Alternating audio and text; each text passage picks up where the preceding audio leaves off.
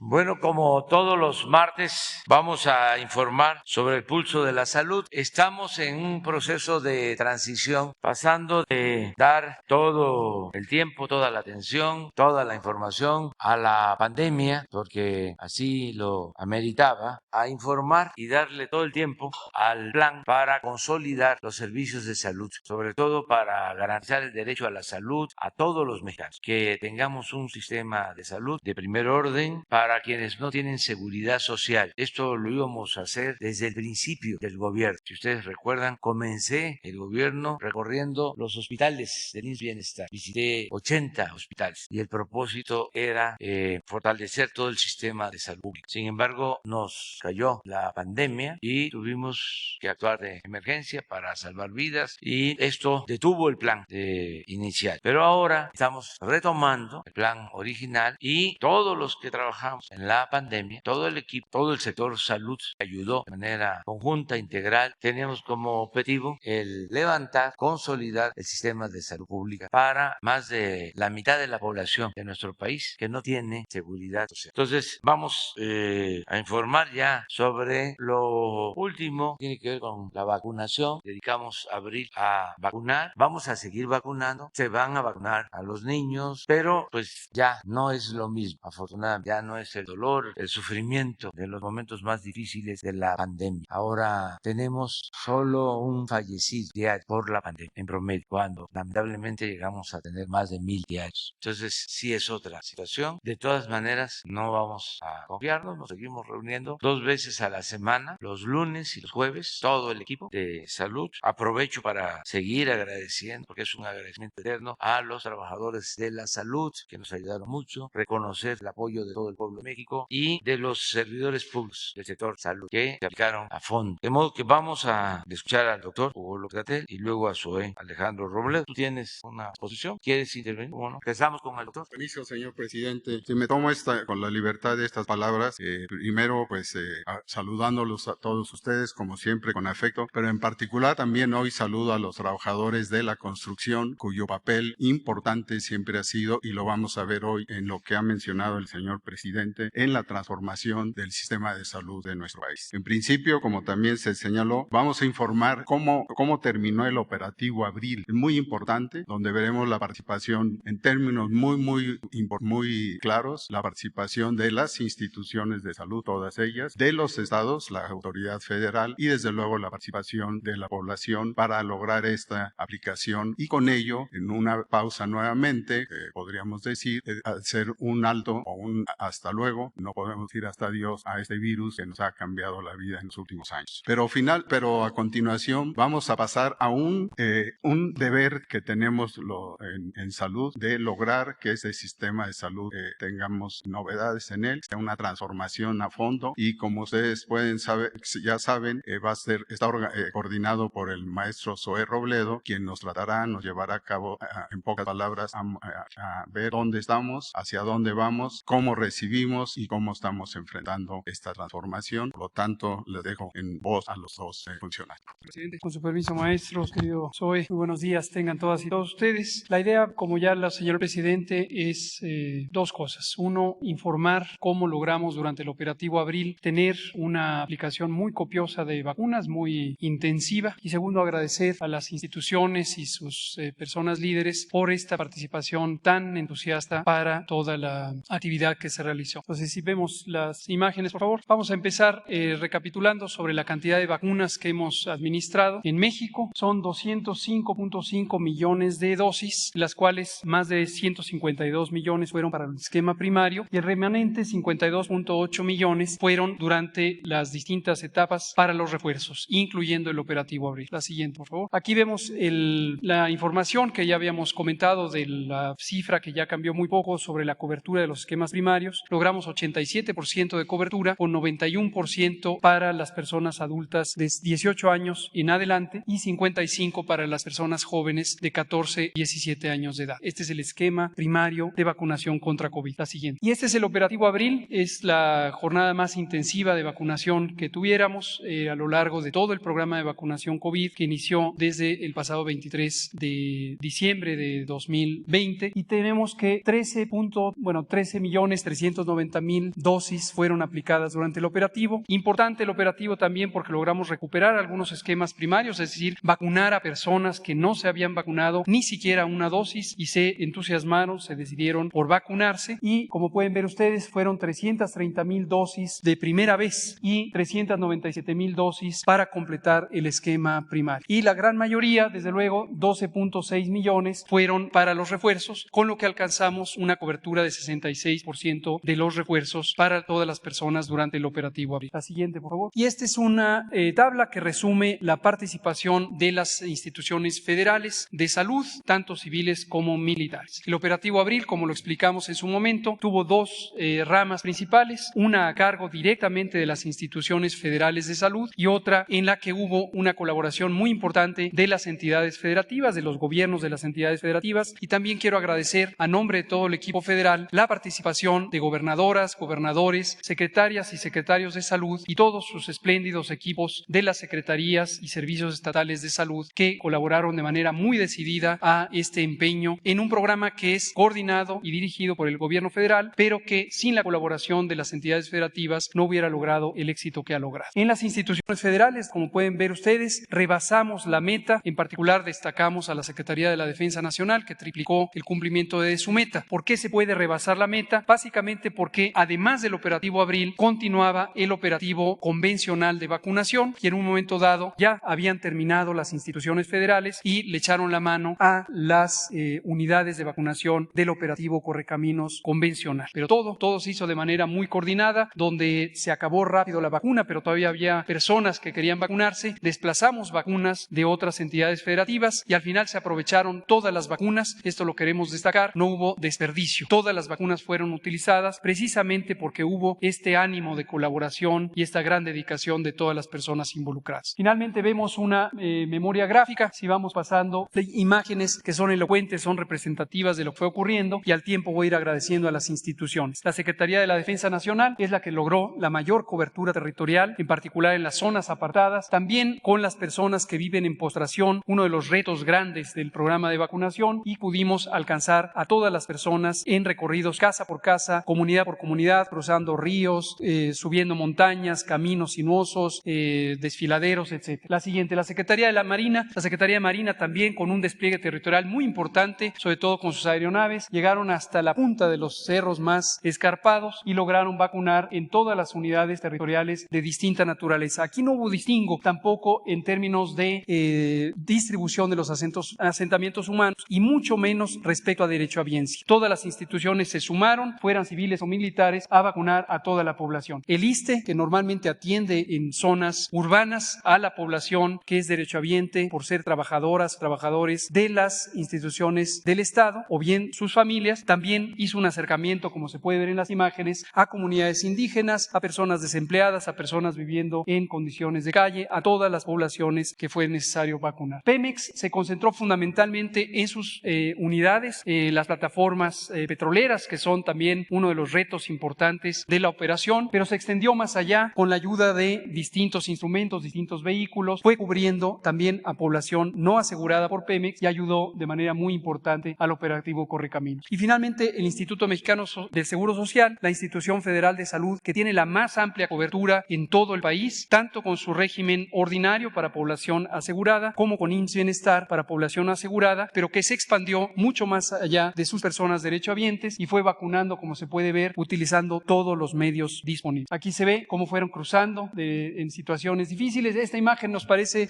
muy estimulante, revela la colaboración que hubo. Ahí podemos ver a la persona servidora de la nación, a la enfermera del Seguro Social, a nuestro compañero marino, y todos los equipos fueron integrados de esta manera mixta, todos cooperando de manera muy decidida. Por lo tanto, gracias, vemos la última, gracias a estas instituciones, qué bueno que tenemos estas instituciones nacionales de salud. Gracias también y de manera muy particular felicitar a todas y todos los coordinadores Correcaminos, personal directivo de instituciones federales, civiles y militares que estuvieron en todos los estados. También a las personas delegadas del bienestar, de los programas sociales del bienestar. Por supuesto, a las personas servidoras de la nación y a todo el equipo operativo que estuvo. Se cuenta por decenas o centenas de miles que participaron en este operativo. Muchas gracias por todo ello, presidente. Muchas gracias. Muy buenos días. Con su permiso, señor presidente, secretario Hugo, a todos los medios de comunicación y a quienes nos ven esta mañana. Como lo ha dicho el presidente López Obrador, desde antes de que tuviéramos conocimiento de la pandemia, se había empezado a preparar por todo el sector salud un plan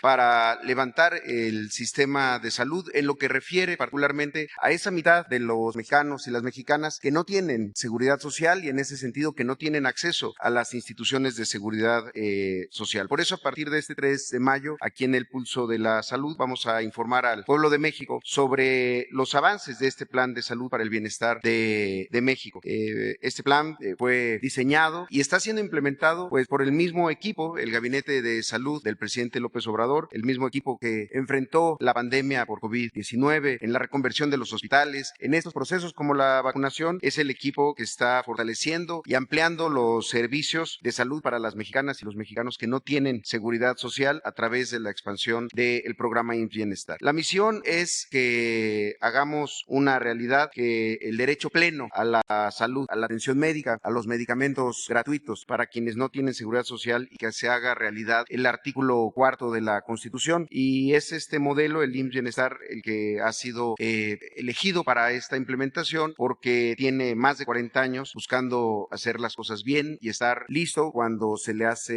hace falta, cuando la gente más lo necesita, que es cuando enferma o cuando tiene alguna necesidad de salud. Este proceso inició, si podemos pasar la primera, desde septiembre y después octubre, con un primer planteamiento. Es un proceso de libre asociación por parte de los gobiernos estatales. Se trata de las instalaciones, los hospitales, los centros de salud de las secretarías de salud de los estados. Y por eso lo primero era acordarlo con los gobiernos estatales. Con estos 15 estados que aquí se señalan, ya hubo ese proceso de acuerdo, pero lo más importante quizá, desde octubre y a la fecha, se realizó una radiografía, un diagnóstico del estado de cosas de esos sistemas de salud, de esos hospitales, de esas unidades, en función de sus necesidades. Fue un trabajo en 14 estados. Hay un estado que justamente el día de hoy, en San Luis Potosí, está arrancando el levantamiento, este diagnóstico, pero participaron 1,145 personas y fueron hasta 331 hospitales de los servicios estatales de salud, 4,665 centros de salud, para hacer un estudio que superara solamente lo documental, es decir, el diagnóstico clásico que se hace en un escritorio, en donde uno puede ver ahí que existe un hospital y que supuestamente tiene quirófanos, pero que la realidad puede ser diferente y en la realidad ese quirófano no está operando o esté sirviendo como un almacén o como una bodega. Entonces, se trató de ir directamente al lugar de los hechos. ¿Qué se encontró en esta radiografía de los 15 estados? Son, digamos que las necesidades mayores, las macro, en 3 de los grandes rubros o en 3 de los apartados en donde más faltan elementos e inversión. El primero tiene que ver con equipos que en el primer nivel de atención, en las unidades, en las clínicas, pero también en los hospitales, van desde tener estuches de diagnóstico, quizá uno de los elementos, de los instrumentos, de las herramientas más básicas que tiene que tener un médico general, o también el estado de los refrigeradores para todo tipo de vacunas y biológicos, los esterilizadores de vapor para poder esterilizar exactamente el instrumental, los estetoscopios, fonodetectores de latidos fetales, los esfigmomanómetros portátiles para medir la presión, en fin, son 55,200 equipos en el primer nivel que hacen falta en estos 15 estados, en estos 15 lugares donde ya se identificaron. Además de eso, se suman otros 5,705 equipos en el segundo nivel, y aquí ya son equipos más grandes que van desde los ultrasonógrafos, unidades oftalmológicas, sillones para el servicio dental, unidades de anestesia, los campímetros computarizados, los carros rojos, estos carritos rojos que tienen los elementos para la atención de las áreas de choque en las urgencias, los esterilizadores también, las unas de calor radiante para los recién nacidos, o las lámparas quirúrgicas, o equipos que uno podría imaginar que están presentes en todos los hospitales y no es así, como los rayos X, o quizá también las camas clínicas que muchas veces llevan llevan muchos años sin ser sustituidas. Ahora, en términos de infraestructura, nos suma estos 106,000 equipos en los 15 estados que se tienen que ir adquiriendo, y aquí vamos a ver semana con semana cómo va el avance de la adquisición de esos equipos, y más que la adquisición, también su puesta en funcionamiento. Lo mismo en infraestructura, son más de 1,000 acciones de infraestructura, 1,607 acciones de infraestructura, porque tenemos que también salir de la lógica que todo se resuelve construyendo más hospitales. Muchos hospitales tienen buena capacidad. En el mundo y en nuestro país hay hospitales que tienen más de 50 años y funcionan bien porque han tenido un buen mantenimiento. Cualquier instalación que se deja de dar mantenimiento o no se hace las acciones preventivas, pues es muy difícil que pueda operar, y en muy poquitos años empiezan a aparecer obsoletas. Aquí hay que fortalecer lo que ya se tiene, y pasa desde las adecuaciones y las ampliaciones y fortalecimiento. La ampliación, un servicio que ya se tiene, supongamos unas camas de hospital, pero que se necesitan más y que tenemos que pasar de 12 camas a 20 camas, para poner un ejemplo. Pero también el fortalecimiento. En muchos de estos hospitales que se hicieron en los últimos años, no se tienen servicios tan básicos como unidades de cuidados intensivos o áreas para la atención de observación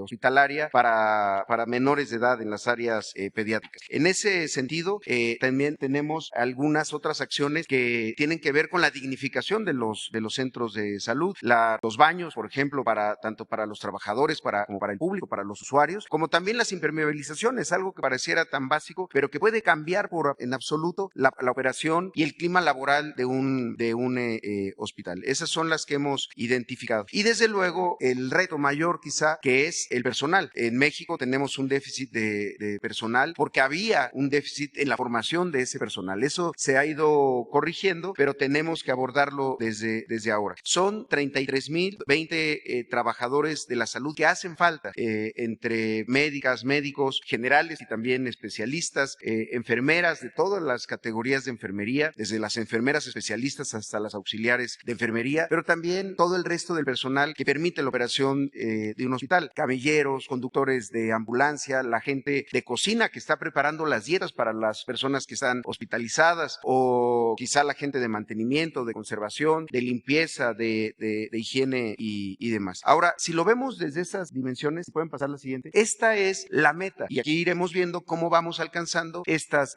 metas. La meta es alcanzar en estos 15 estados la operación de 347 hospitales para las personas que no tienen seguridad social. Aparte, sigue y continúa obviamente la operación de los servicios de atención médica para las personas con seguridad social en el IMSS, en el ISSSTE, en ISFAM para las Fuerzas Armadas o en Pemex. Pero esto es en los 15 estados la meta que se quiere tener, un sistema con 347 hospitales, 7,033 unidades de primer nivel, es decir, tanto las unidades médicas rurales como se conocen en Bienestar, pero también los centros de salud de 1, 2, 3, varios núcleos que pueden ser ya más grandes, de varios consultorios, y este total del personal médico, 46,043 personas. Como verán, es un número mayor que las 33,000 que habíamos mencionado, porque aquí ya se suman parte del personal que ya está atendiendo en los hospitales IMSS Bienestar, y estos son los que se suman en los 15 estados donde se pretende que la operación sea ya desde la federación, sea una operación desde las instituciones federales y ya no desde los estados. Eso sí, con la participación de los trabajadores que actualmente atienden en estas unidades en los procesos que hemos llevado a cabo, que ahora vamos a ver en el caso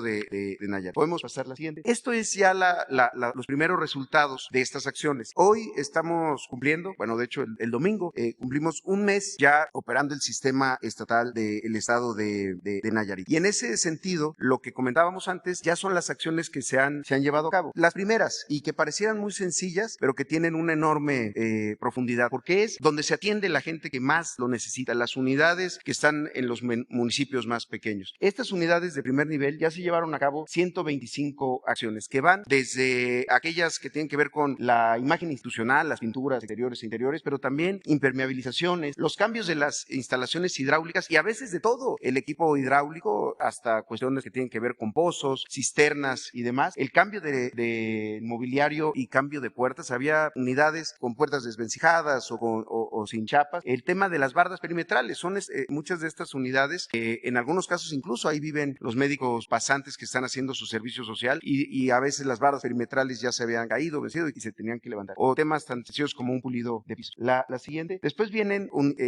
acciones de rehabilitación en infraestructura en los hospitales. En esos 30 40 días se han realizado crecimientos importantes. En Nayarit se pasó de 11 a 14 quirófanos funcionales. Eso cambia en absoluto la capacidad de respuesta de una unidad. En 5 hospitales se adecuaron y se ampliaron las farmacias. Las farmacias no tenían el espacio adecuado, tenían unas situaciones muy limitadas que no permitían incluso su operación de manera eficiente. En 4 hospitales fueron habilitados los espacios para las residencias médicas. Estos espacios en donde los médicos especialistas que están haciendo su rotación de campo en el último año, su última etapa antes de terminar la especialidad, viven en estos hospitales. En algunos casos son lugares de descanso, pero en muchos ahí es donde habitan hombres y mujeres. Entonces, sin tener esas residencias, pues era muy difícil que pudieran tener médicos especialistas. También hospitales donde se rehabilitaron almacenes en tres casos. La parte de almacenes de un hospital también puede significar la posibilidad de no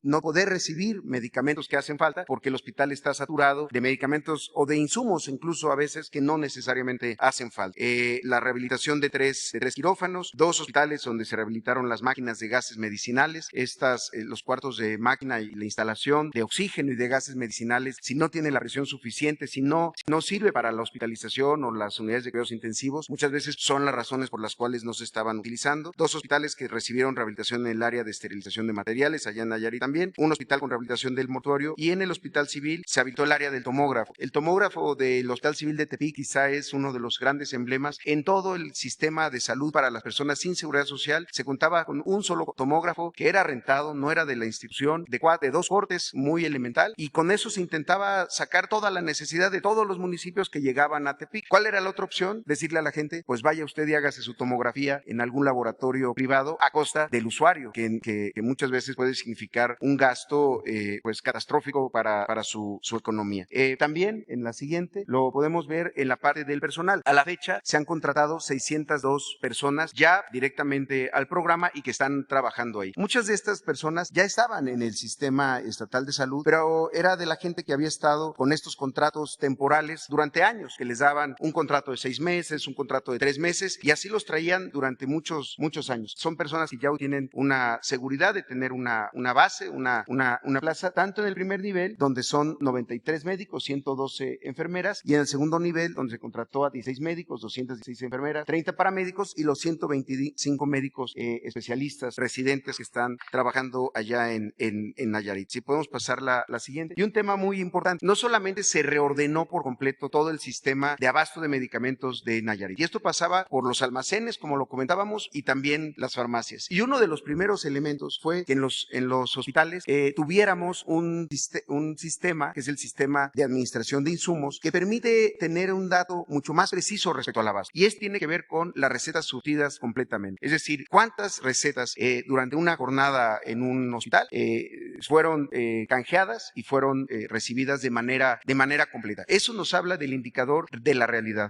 Si lo veíamos esto conforme como estaba antes, este indicador estaba en 40%. Es decir, 6 de cada 10 personas que llegaban a una farmacia en el sistema estatal de Nayarit se regresaban con las manos vacías. Les decían, ese medicamento no está, o le daban una parte de la receta y el resto tenían que ir a comprarlo a alguna farmacia privada. Actualmente tenemos el 90% de las recetas surtidas de manera completa. Y también hay que decirlo, ese 1% que todavía nos hace falta, muchas veces se resuelve al día siguiente o en otra unidad. Es lo bueno de tener un esquema que funciona como un solo sistema de salud, donde no se tiene en un lado, se puede tener en otro, y entonces se puede ir resolviendo sobre la marcha. Entonces, este sistema ya lo tenemos en todos los hospitales, lo estamos instalando en las unidades de primer nivel que se tienen ya trabajando en Nayarit. Y finalmente, este dato que intentamos resumir de la siguiente manera. Esta es la productividad del sistema, es decir, cuánto de cada uno de los servicios hacían en Nayarit en un mes. Entonces, con los datos que nos dio la propia Secretaría de Salud, y agradecemos la disposición que ha habido de parte del gobierno del estado, del gobernador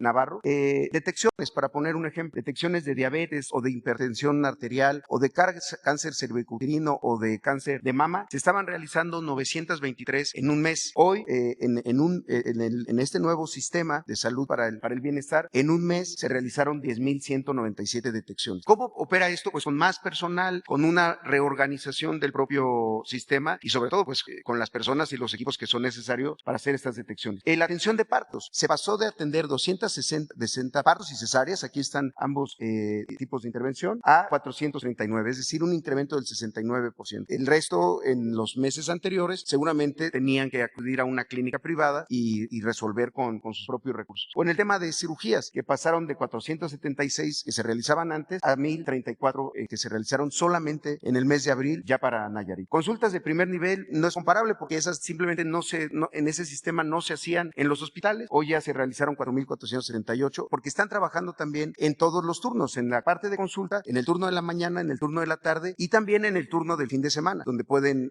hacer estas consultas de medicina familiar y las consultas de especialidad, las consultas que tienen que ver con ginecología, pediatría, medicina interna, trauma y demás, que pasaron de 3,732, ahora con los 125 médicos que ya están trabajando allá, a 9,513 consultas de especialidad. Entonces, la intención es que vayamos viendo cómo en estos indicadores, en estos rubros, se va avanzando. También ya después, cada vez siguientes estados. La intención es que sigamos con el estado de Tlaxcala, después el estado de Colima, y aquí iremos informando no solamente cuáles estados van entrando, sino cómo van esos avances ya directamente en la operación.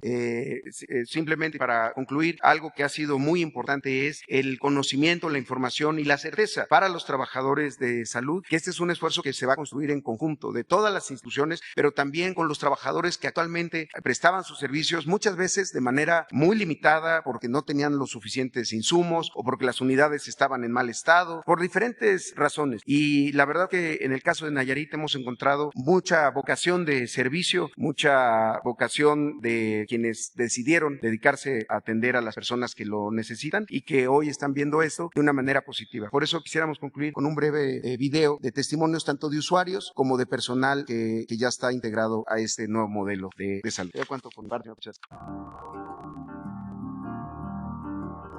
El cambio que yo he visto desde que Bienestar entró fue un cambio de transformación completamente. Me di cuenta cómo mejoró mucho la atención médica, la calidad y la calidez fue mucho mejor a como la estábamos viviendo. Acudimos a recibir una atención médica y encontramos el medicamento suficiente, ¿verdad? El indicado, ya no tenemos que salir a comprarlo fuera. Estamos viendo de manera distinta el hospital, independientemente de los colores, la infraestructura ha venido a dar en rehabilitación. Se rehabilitaron los 2 quirófanos en pisos, se repararon máquinas de anestesio, luminarias. Todo en el sentido de rehabilitación se ha venido dando en este hospital a partir del día 1 del mes de abril de 2022.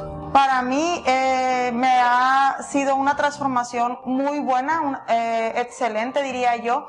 Se han incorporado nuevos elementos, tanto enfermería como personal de conservación, personal de farmacia. Se ha notado bastante el cambio con la transición que se ha hecho con el Bienestar, en el sentido de que pues se nota a simple vista. Y la verdad, pues no contábamos con ultrasonido y nos acaba de llegar. Aparte nos llegó el aparato de rayos X, también de Bienestar. Nos llegaron en personal 4 radiólogos. Y estamos muy contentos. Yo, como enfermera de aquí, trabajadora de esta institución, pues para mí es histórico. Muy bien, vamos.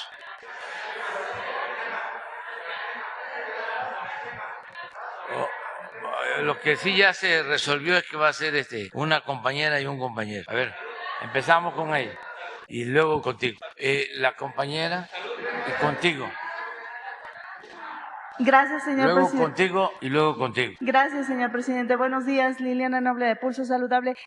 Quisiera preguntarle, en este sistema de universalización de la salud, tengo entendido que estos estados son los que ya accedieron a la universalización. Los restantes, ¿qué ha pasado con ellos? Están en placas y esto me lleva a pensar que si por alguna circunstancia en particular un estado decidiera no integrarse a este sistema, ¿estaría su población igual que antes, ¿no? Sin un sistema digno de salud y sin poder tener atención primaria ante cualquier eventualidad de salud. ¿Ahí cómo va a funcionar, señor presidente? Esa sería mi primera pregunta. Todavía no sabemos, porque se hizo la exposición en lo general y iniciamos una primera etapa. Son 15 estados. Ya en 14 tenemos los diagnósticos, los censos, se trabajó en el territorio, se fue, como aquí lo mencionó Zoe, centro de salud por centro de salud, hospital por hospital, se levantó el inventario, participó un equipo y a partir de ahí ya se está trabajando donde se tiene ese diagnóstico. Ya sabemos cuántos médicos faltan, cuántos especialistas, cuántos equipos, qué tipo de equipos, cómo están las instalaciones de los centros de salud, de los hospitales, cómo está el abasto de medicamentos, en fin, todo. Vamos a ir aquí informando todos los martes del avance y se van a ir incorporando otros estados. Nos hemos propuesto tener el sistema de salud funcionando de manera óptima para el primer trimestre del año próximo. Estos 15 desde este año, en 4 o 5 meses más, ya vamos a poder decir que están todos los médicos, se atiende a los pacientes en todos los turnos, fines de semana, no faltan las medicinas, ya al 100. Ese es el reto, ese es el desafío. Por eso lo vamos a transparentar aquí con ustedes, para que si lo que estamos informando no corresponde a la realidad, se denuncie o nos ayuden todos a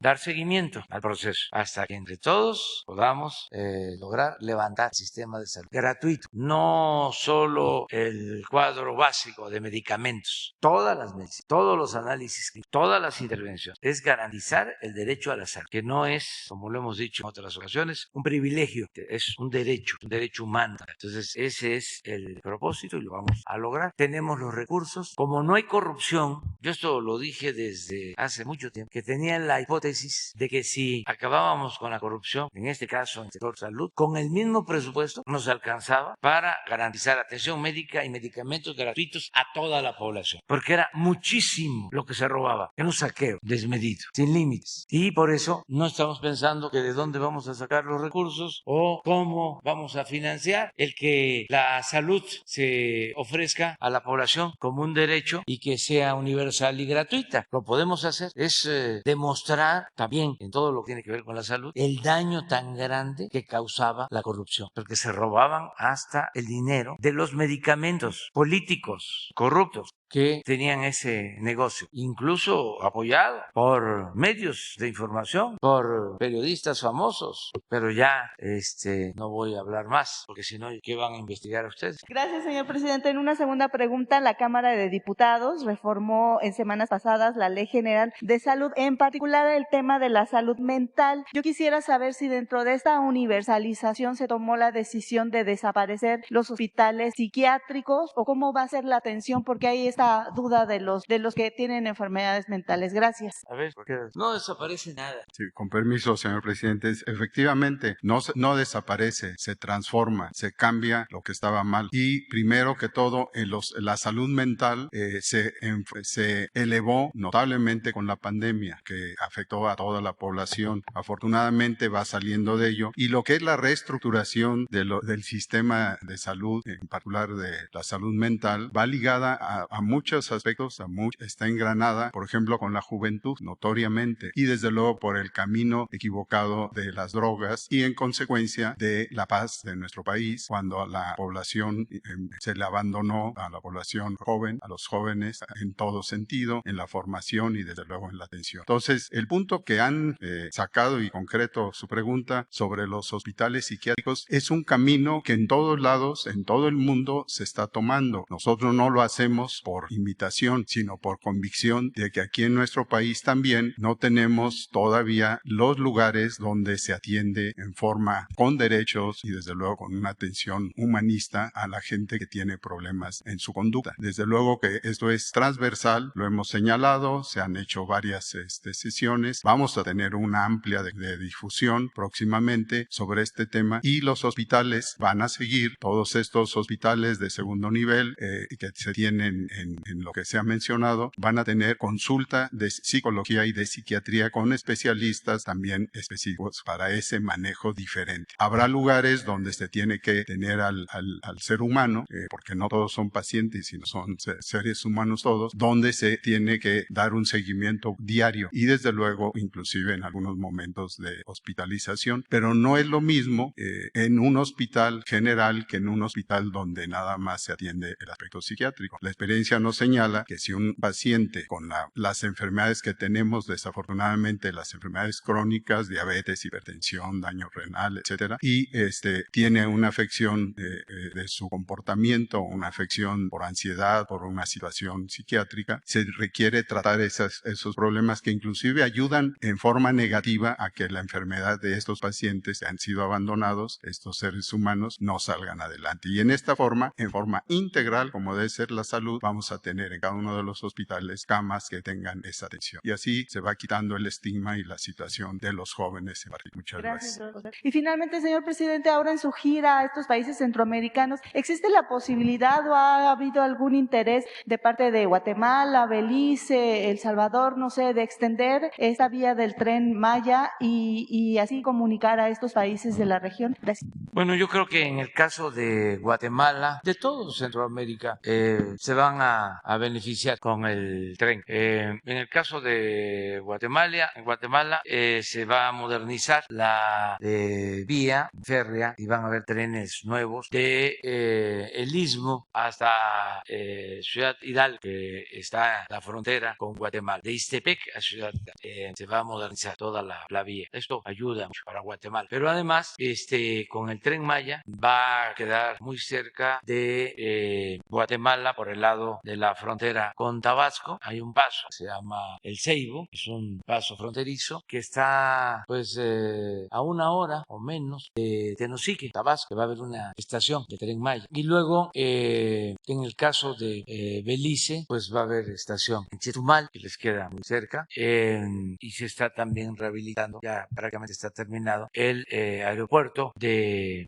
Chetumal. Entonces hay una comunicación muy buena. Originalmente queríamos que la vía de tramo 1, que sale de Palenque hasta Escarce, y del tramo 7, Escárcega hasta Calakmul, buscara la línea fronteriza. A ver si pones un mapa, que es interesante, porque de esa manera se buscaba unir más a Tikal, que está en Guatemala, a Flores, que está en Guatemala, con Calakmul. Además, muy cerca de la frontera, del lado de Guatemala, hay un sitio arqueológico que se llama El Mirador, que es también muy importante. Esta es la ruta del tren, Palenque. Aquí está lo que les comentaba, Tenosique, y aquí está una estación, El Triunfo, porque muy cerca de aquí, así, está una zona arqueológica que se llama El Tigre, muy importante, en el río Candelaria. Acuérdense que el tren es para comunicar las antiguas ciudades y las nuevas ciudades del sureste. Entonces, lo que buscábamos, lo que pensamos es, a ver, de aquí, en vez de ir a Escarce, esta es la raya que divide Guatemala con México.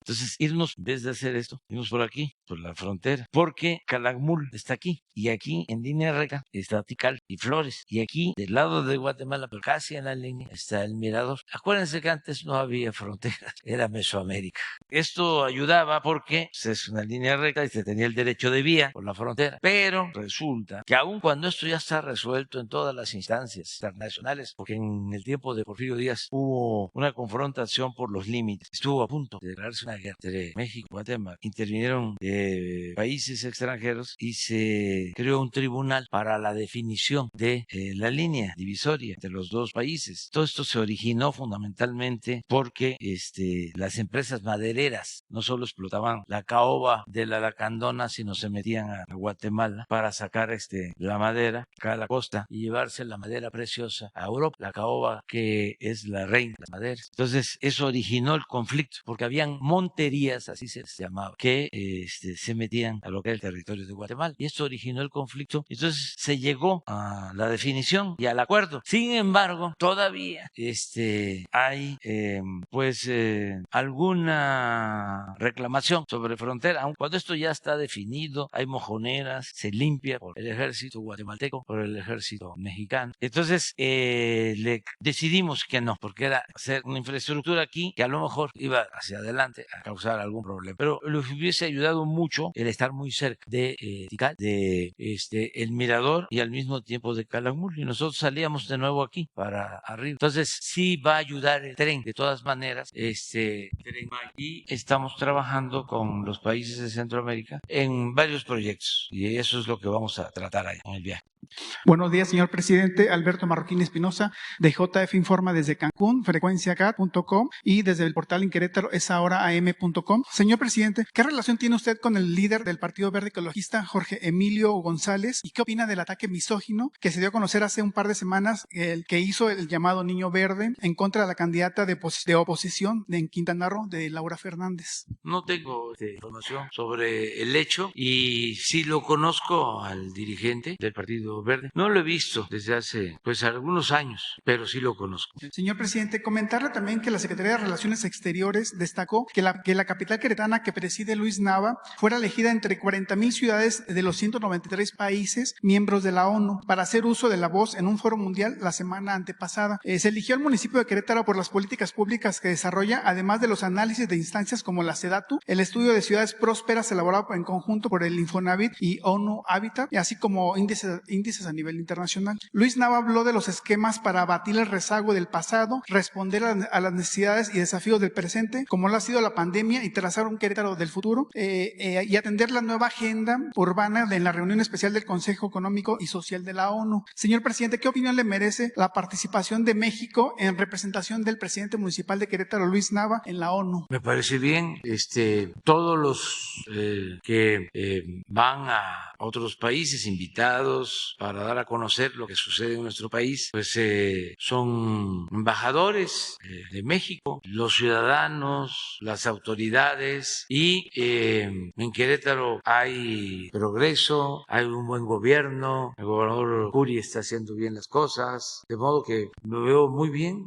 Lo que está mal y a veces se cuestiona es cuándo van a acusarnos al extranjero, pero eso no lo han hecho autoridades.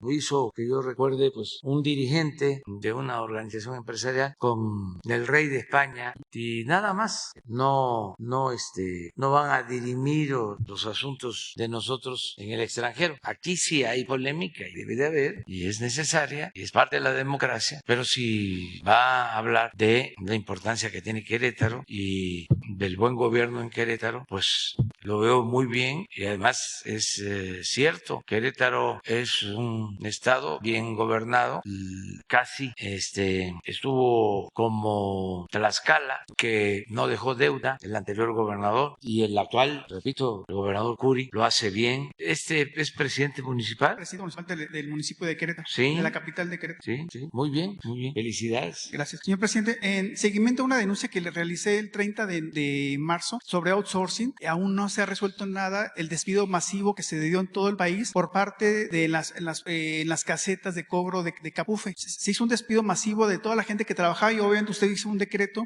para que se recontratara a toda esa gente, y no se hizo justicia, sino que más bien lo que hicieron los administradores de las plazas de cobro fue contratar a familiares, amigos, y hasta vender plazas. Tenemos evidencia incluso hasta de la venta de plazas. Ojalá que pueda atender ya esto la directora de Capufe, porque sigue sin atenderse este caso. Sí, ya se está viendo. La vez pasada lo trató también Hans, y ya hablamos con la directora de Capufe, y ya tiene también la autorización de la Secretaría de Hacienda para llevar a cabo las contrataciones. De este personal que fue despedido injustificadamente, ¿también a ellos se les va a retomar en cuenta? No sé exactamente, pero ella hizo la solicitud, me hizo el planteamiento en una supervisión que hicimos a la carretera de Tepoztlán, lo recuerdo, y ahí di la instrucción al subsecretario de egresos de la Secretaría de Hacienda, y pregunté después de que se hizo la denuncia y de que ya se está atendiendo. Vamos a pedir un informe sobre el caso. Efectivamente, porque realmente los administradores incumplieron un decreto presidencial contratando gente que no era parte de ese esquema de outsourcing, que durante años, incluso hay personal de más de 15 años de trabajo que fueron despedidos de una forma injusta, ¿no? Yo creo que también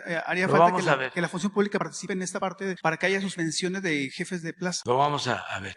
La garantía garantía, como en todo, es de que Elsa Bates es una mujer honrada. Es que eso es importantísimo. La honestidad es la mayor riqueza de México. Eso lo debemos de tener muy claro. Un buen servidor público lo es si actúa con honestidad. El 95%, 99% de un buen servidor público es la honestidad. El resto, el profesionalismo, la experiencia, el trabajo, es accesorio. Lo fundamental en un país en donde imperaba la corrupción es que haya servidores públicos honestos. De eso depende todo. Que el gobierno no se dedique a robar o a facilitar el robo, que se maneje el presupuesto público, que es dinero del pueblo, con honestidad. Eso es lo más importante. No es el servicio público para enriquecerse, es para servir. Y hemos hablado aquí mucho sobre eso, de cómo gente que viene de abajo con esta idea de colarse, entre comillas, y de ir ascendiendo, porque son muy serviles, lambiscones, y a todo dicen que sí, y ahí van escalando. Y vienen de abajo y viven en casas modestas, pero con mucha dignidad. A ver si encuentran una cita del Nigromante sobre eso, sobre la honestidad, de cómo lo veían Ignacio Ramírez. Entonces, de repente,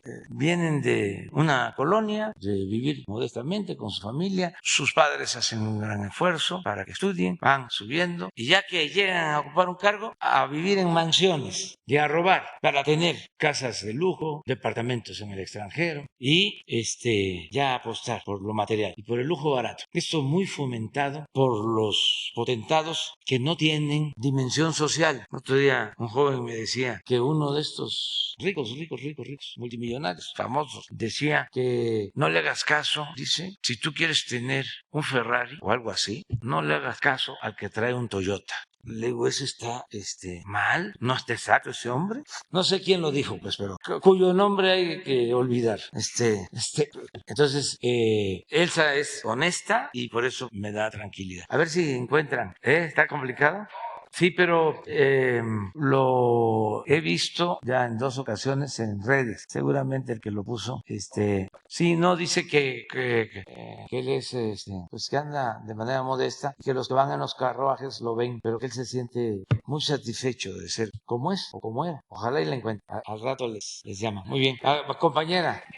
Gracias, presidente. Buenos días. Shaila Rosagel, corresponsal del Grupo Gili, El Imparcial de Sonora, La Crónica de Mexicali y Frontera de Tijuana. Presidente, preguntarle en primer lugar, en Altar, Sonora, el sábado pasado se reportó un convoy, secuestraron 3 patrullas, pero las autoridades las recuperaron y aseguraron a 3 personas y armas. Preguntarle qué sabe de este suceso ocurrido el sábado en Altar y pues qué les diría a los ciudadanos de esta región que piden más seguridad. Sí, tenemos la información. Se vio aquí en una reunión de seguridad. Detuvieron unas personas y fueron a quererlos liberar, a rescatar un comando, pero no lograron su propósito y estamos reforzando la seguridad en Sonora y lo vamos a seguir haciendo. Eso es lo que puedo comentar. Más información sobre este suceso, pues podría Rosa Isela Rodríguez informarles. Yo sí registré el hecho, el informe. ¿Podría darnos algún comunicado a la secretaria hoy? Hoy. Gracias, presidente. En una segunda pregunta, con la nacionalización del litio,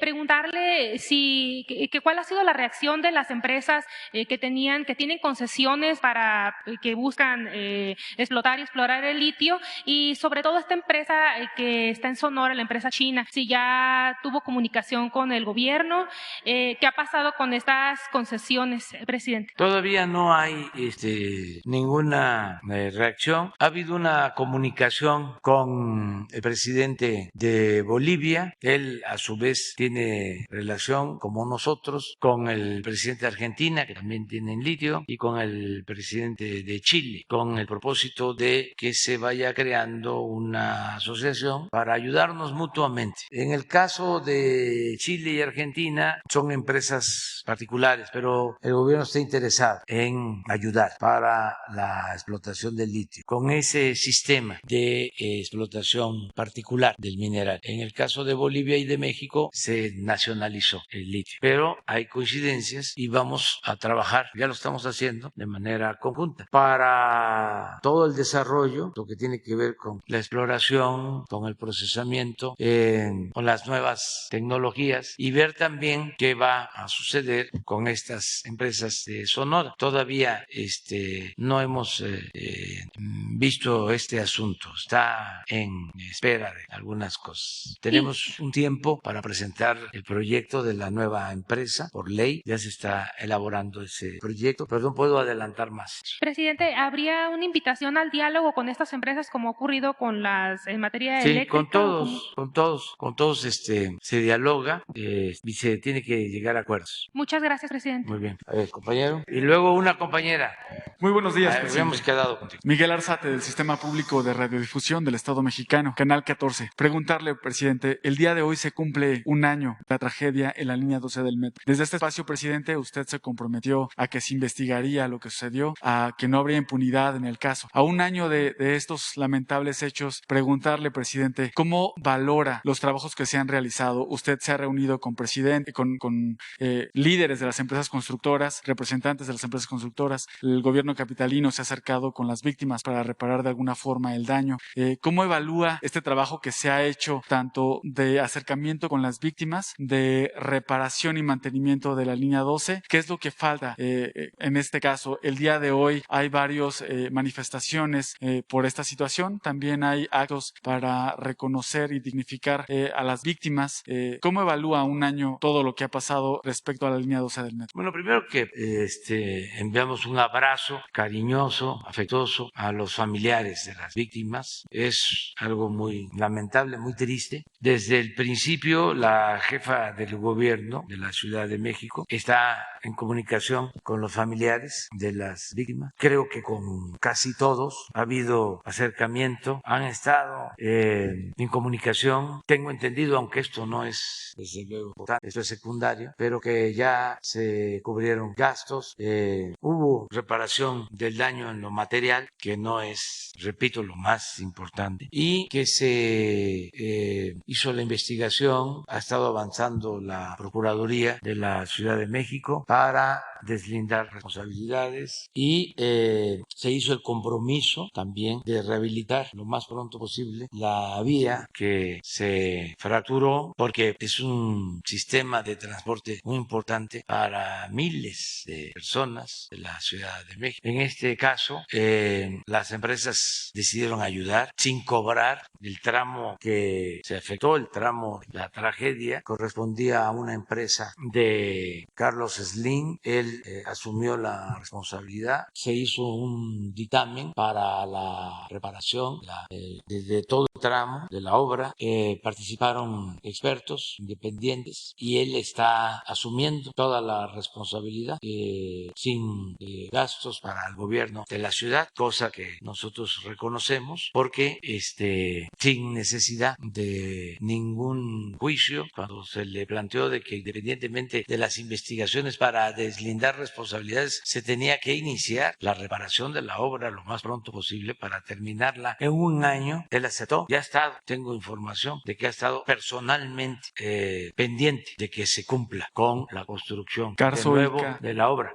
Carso y ICA son los que más están absorbiendo los gastos de reparación. ICA también participó y están cumpliendo. O sea, aquí lo que se tiene que concluir es lo de la responsabilidad, la reparación del daño, escuchar, mejor dicho, seguir escuchando, atendiendo como lo merecen los familiares de las víctimas. Eso es, básicamente. Y tengo confianza porque la jefa de gobierno es una mujer sensible, Claudia Sheinbaum, y está haciendo su trabajo. Desde luego, nunca faltan los politiqueros que quieren sacar raja con el dolor humano. Ya no estoy para dar consejos, pero si me lo pidieran, les diría que no hagan eso, eso, que no les ayuda, porque además de ser inhumano, de mal gusto, es muy ramplón, muy politiquero, que es también querer sacar ventaja del dolor humano. Eso no se debe de hacer, es un asunto moral, pero tampoco les ayuda,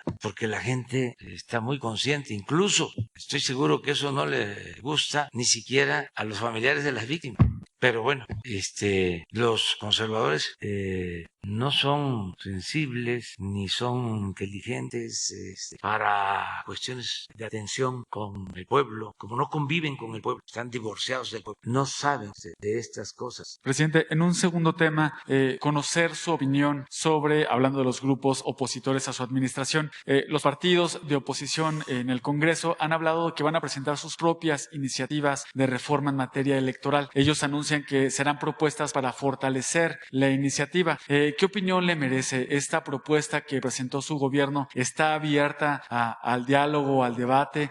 ¿Cómo ve cómo podrían fortalecer estas propuestas la iniciativa que ya se encuentra en la Cámara de Diputados? Pues yo pienso que para eso es la iniciativa, para que haya debate, participen todos y se garantice la democracia en el país, que ya no haya fraudes electorales, que se tenga autoridades imparciales, mujeres, hombres de inobjetable honestidad en el Instituto Electoral, en los tribunales, gente incorruptible, honesta, que también no cueste tanto todo el proceso electoral. Nos podemos ahorrar como 20,000 millones de pesos, que se facilite el voto, que puedan votar nuestros paisanos del extranjero y sobre todo que las elecciones sean libres y limpias, que haya democracia. Entonces, que ayuden para lograr entre todos lo que deseaba el apóstol de la democracia, el sufragio efectivo, que efectivamente el pueblo elija a sus autoridades, que no sean impuestos por el dinero, por el fraude, por las campañas de publicidad, las campañas mediáticas, todo lo que padecimos. Entonces, creo yo que pues sí van a participar todos,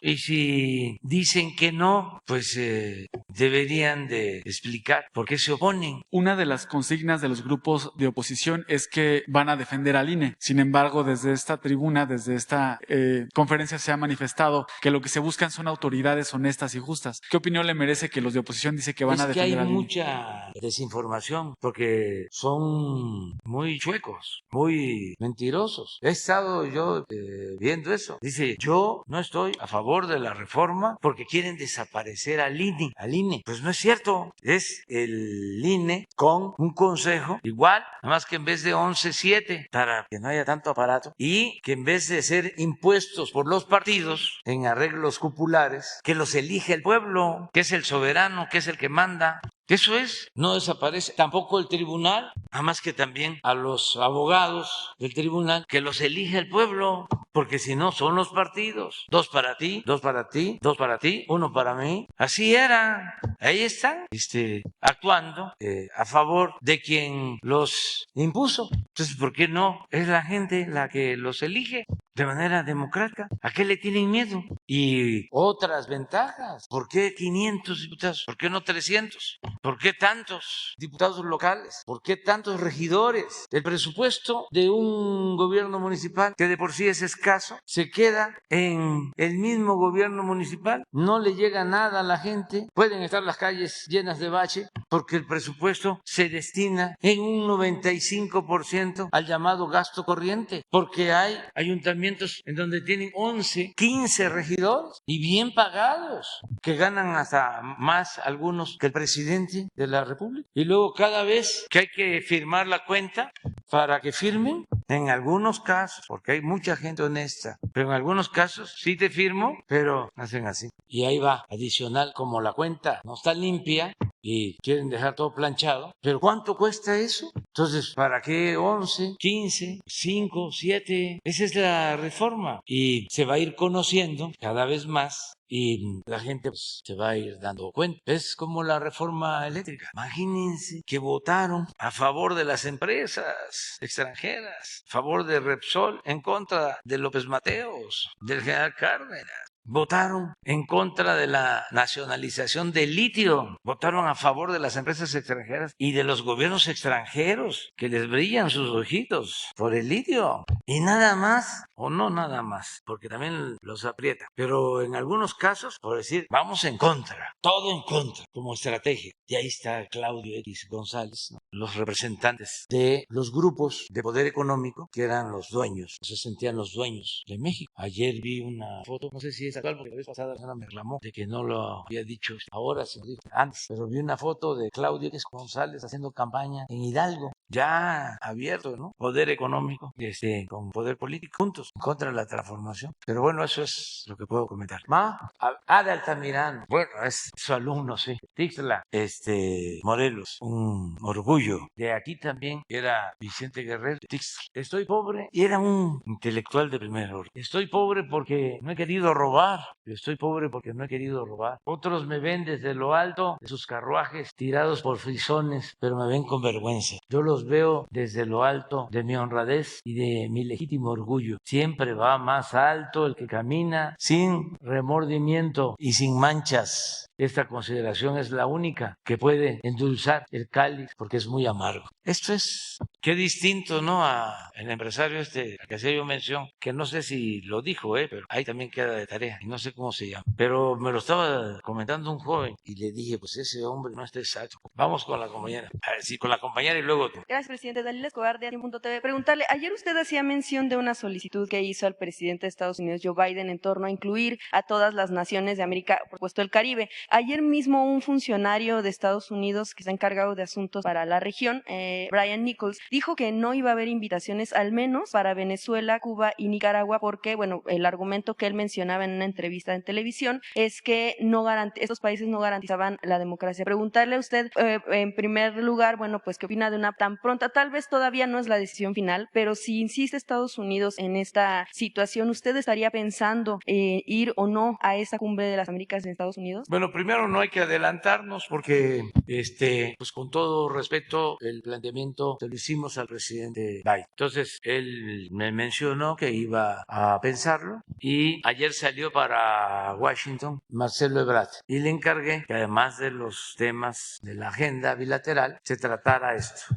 Entonces, hay que esperarnos, no nos adelantemos. ¿Creen que pueda haber una respuesta con los días en que pueda considerar incluir a estas tres naciones? Sí, no, lo descartamos. Alguien me comentaba, creo que Marcelo, que en la pasada cumbre se invitó a todos. Entonces, vamos a esperarnos. En una segunda pregunta, tiene que ver con el asunto del Tren Maya. Ya usted hace unos días mencionaba que van a dejar los tramos que representen complicaciones hacia el final para poder avanzar en el resto. Pero incluso, bueno, ya algunas organizaciones han adelantado que vienen al menos 3 amparos más. Ayer se hablaba de una suspensión, una segunda suspensión para este tema del tramo. Preguntarle hasta dónde o en qué punto considera que pueda llegar una conciliación para poder avanzar en el tema del tramo 5, si en algún momento ha pensado tal vez que se pueda regresar, por ejemplo, al asunto a la carretera 307, algún cambio, o cómo van a resolver el asunto de la lluvia de amparos y también el tema de cómo respondería su gobierno ante la situación. Pues la lluvia de amparo la vamos a resolver como se resolvió la lluvia de amparos en el aeropuerto Felipe Ángeles. Creo que todavía no llega a rebasar el número de amparos que presentaron en el Felipe Ángeles. A ver si hacemos la investigación cuando se pueda, ¿no? Porque ahí fueron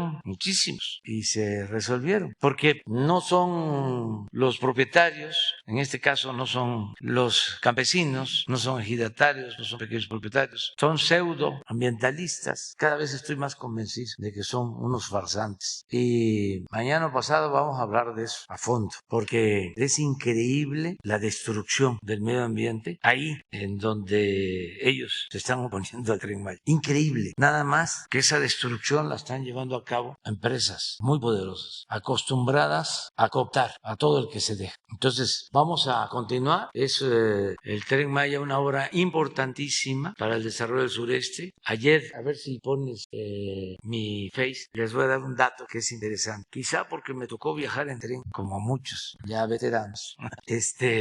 Y era la historia de México. Y con saña, y desde luego, por corrupción, acabaron con los ferrocarriles, los neoliberales. Quizá por eso eso deseo con toda mi alma que volvamos a tener trenes de pasajeros en todo el país, como en Europa, como en otras partes. Entonces, vamos a enfrentar pues a estos grupos de intereses creados, a sus voceros y a chichincles, pero el tren va. Miren, estaba yo recordando que esto es hace 20 años, era yo jefe de gobierno, pero les voy a contar un poco más la historia. No se habían podido comprar vagones del metro porque era tanta la corrupción de que se peleaban. Unos, en aquel entonces estaba el asesor de Salinas, así como Claudio X González, José Córdoba, de origen francés, y apoyaban a las empresas europeas. Y por otro lado, otros apoyaban a las empresas de América, en este caso a Bombardier de Canadá, y no se podían hacer licitaciones porque habían acusaciones mutuas de corrupción. El caso es que ya no se tenían trenes y tardaban en llegar los trenes a las estaciones, no había frecuencia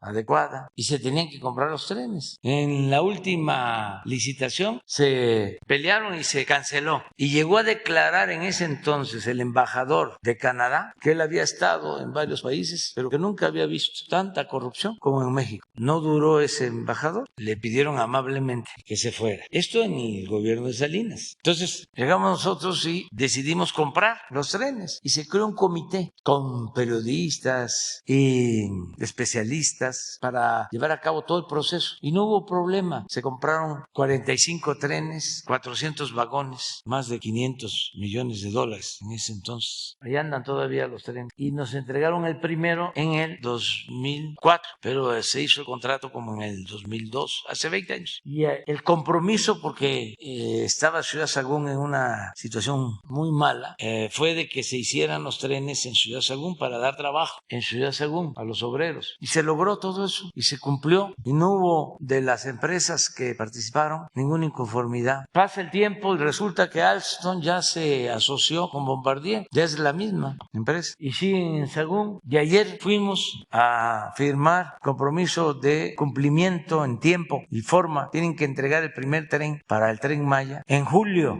del año próximo, el primero. Y así, mes con mes, van a ir entregando, porque vamos a inaugurar en diciembre del año próximo. Entonces, esto fue ayer.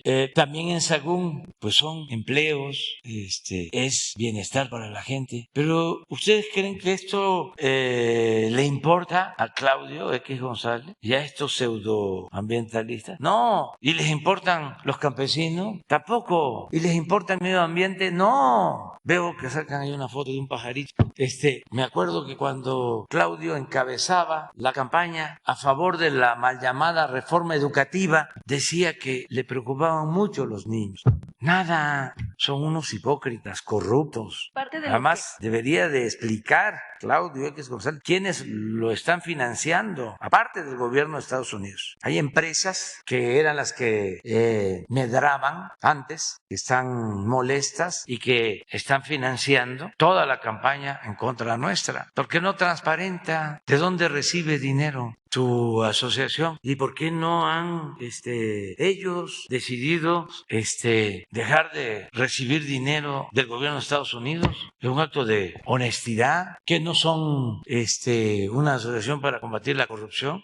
Demuestran lo contrario, que son una asociación para fomentar y defender la corrupción. Entonces eso es parte de lo que mencionan estas personas activistas que han dicho que se han promovido estos amparos, es que los anteriores fueron impugnados por Fonatur no conocieron las razones por las cuales se impugnó, pero que se logró que avanzaran las obras, pero ellos consideran que mucho tuvo que ver con el acuerdo que se publicó en el Diario Oficial el año pasado, a finales del año pasado, si en efecto el objetivo del acuerdo será precisamente hacerle frente a ese tipo de amparos para que siga la obra. No, es que el acuerdo lo suscribí porque tenemos que avanzar y ellos lo quieren, es que no hagamos nada. No me estoy chupando el dedo. Entonces, si no emito el acuerdo, pues nos paran por completo. Si eso es lo que ellos quieren. A ellos no les importa de que se quede inversión tirada, que es dinero del pueblo. Yo tengo que cuidar eso. Para eso me eligieron, para defender los intereses del pueblo.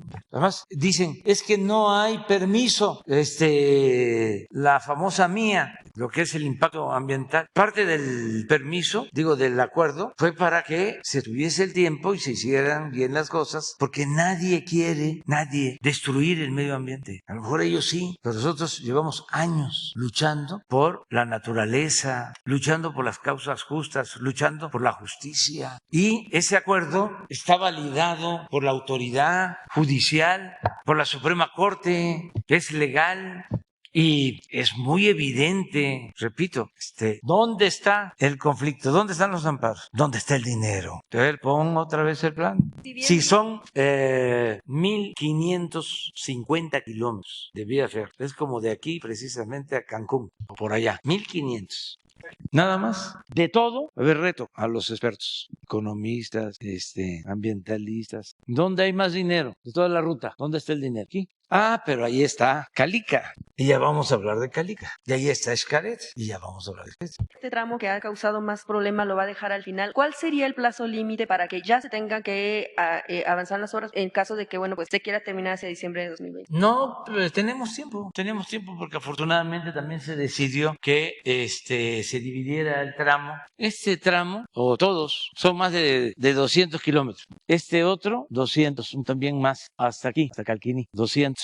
De Calquiní hasta Izamal son como 160, es otro tramo. Este es el más grande, este es como de casi 300 hasta Cancún, pero de Cancún a Tulum son 100, 120, y lo dividimos. Aquí está el Grupo México y aquí están los ingenieros militares, porque ya sabíamos que aquí había mucho tiburón por acá. Hasta acá, hasta Chetumal, 200, y a Escárcega de nuevo, 200. O sea, sabemos y no vamos a dar de un paso atrás. Y ellos tienen todo su derecho de acudir a las autoridades y cuentan con el apoyo de miles de abogados. Siempre he dicho pues que el conservadurismo en México es muy fuerte, como en el mundo. Deben de tener como entre sus vanguardias, ¿no?, los más recalcitrantes y simpatizantes como 25 millones. Es una fuerza considerable. Y en el Poder Judicial, mayoría. Pero la verdad y la justicia son fuerzas muy poderosas. El presidente, finalmente en torno al tema del fiscal general Alejandro Gertz Manero, últimamente han salido todavía más cuestiones en torno a cuestionamientos del actual que ha tenido en su cargo como fiscal. Si no ha considerado de nuevo saber si es necesario que rinda cuentas, si es necesario que pueda dejar el cargo, que ya ha sido pues muy cuestionado su actuar. Ahora, bueno, pues de hecho ya la fiscalía está buscando procesar a un columnista y a una activista por el caso de las filtraciones de los audios, cuando estos pues se difundieron, y sobre eso se hicieron pues este tipo de análisis en pues prácticamente todos los medios. Preguntarle si no ha reconsiderado justo que por este actuar deba rendir cuentas. No, estoy yo pensando en intervenir, en inmiscuirme en un asunto que tiene que ver con una institución independiente, solo que hubiese una cuestión grave. Eso es lo que establece la ley. No lo considero. Y pues hay que ver a todos, porque la política no es maniquea, no es de buenos y malos, no es así. Entonces, siempre hay diferencias, intereses, y mi obligación es garantizar la paz, la tranquilidad, la gobernabilidad que existe en México. El otro día también vi un mensaje, está difícil que lo cuente. Bueno, para ustedes no hay nada difícil. Sí, lo difícil lo logran y lo imposible lo intentan. Pero vi una imagen donde decían de que las colas que había en México, ¿no?, para conseguir alimentos, la gente en espera de ser atendida por falta de trabajo, o sea, y ponían una foto en donde las colas estaban ahí donde venden productos no tan sanos, ¿no? La gente está contenta, hay felicidad en nuestro pueblo. Son unos, no pocos, los que están molestos, pero yo les recomendaría que se serenen, que se tranquilicen. No hay que enojarnos, hay que estar alegres y al mal tiempo buena cara, y que tengan confianza de que nosotros no somos malvados, que no le hacemos mal a nadie, no tenemos malas entrañas, no odiamos, de que estamos en esto porque somos humanistas, porque seguimos el ejemplo de los mejores luchadores sociales que han habido en la tierra, en el mundo, que si hablamos fuerte, duro, no tan rápido, no hablamos de corrido, pero si hacemos señalamientos es porque nuestra tarea es seguir creando conciencia, cambiando la mentalidad del pueblo, porque nos manipularon durante mucho tiempo, como se dice coloquialmente, nos lavaron el cerebro, haciéndonos creer de que lo más importante era lo material y triunfar a toda costa, sin escrúpulos morales, de una índole. Puesto que supuestamente le atribuyen a uno de los hombres más ricos del mundo, de que no le hagas caso al que tiene un Toyota si tú aspiras a tener un Ferrari. Ese no está exacto. Ese puede tener mucho dinero, pero no es feliz. No necesariamente es feliz. La felicidad es estar bien con uno mismo, estar bien con el prójimo, con nuestra conciencia, con nuestro tribunal principal, que es nuestra conciencia. Esa es la felicidad. ¿Lo encontraron? Ah, ¿es del país la foto? No, ya estamos avanzando. No, no es esa. No. Esta es de otro tipo. Ah, sí, pero no. Es otra. Es como una caricatura. Pero bueno, ahí vamos bien. Nos vamos ya. Queda pendiente para mañana. Mañana. Tú también. Ellos dos quedan pendientes. La compañera y otra compañera.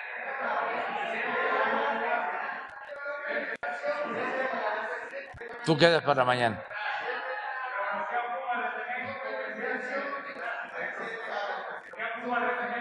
Mañana. Sara completa, mañana. 2 y 2. Mañana. No tenemos tiempo, vamos a seguir hablando.